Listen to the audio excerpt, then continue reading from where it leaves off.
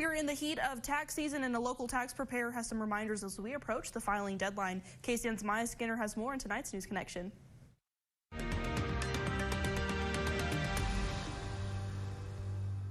Tax season is here, and Bill Payton says his office has been busy. He says some Texas taxes have changed, including the franchise tax. LLCs that are filed with the state of Texas every year have to file a franchise tax.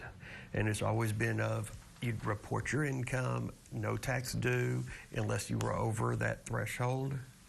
Now they have raised that threshold up, so most businesses in Texas won't have to file, but you still have to file the public information report. Payton shared the biggest issue he sees from clients. People that have gotten marketplace insurance is, even if you've only had that for a month, you've got to reconcile that on your tax return.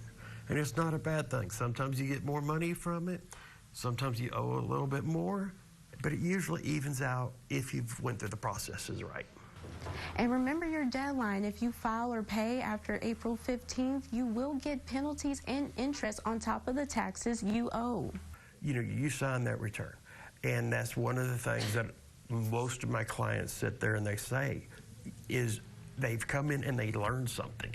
You know, they may not know how to do their tax return, but they know better of how to track expenses if they're in a business, or what they need to track, you know, or, okay, you know, just something as simple as going to Goodwill and, okay, we did a donation, writing everything that you donated, that way you don't undervalue what you're giving. Payton also says don't hesitate to review and ask your tax preparer questions. For your News Connection, I'm Maya Skinner.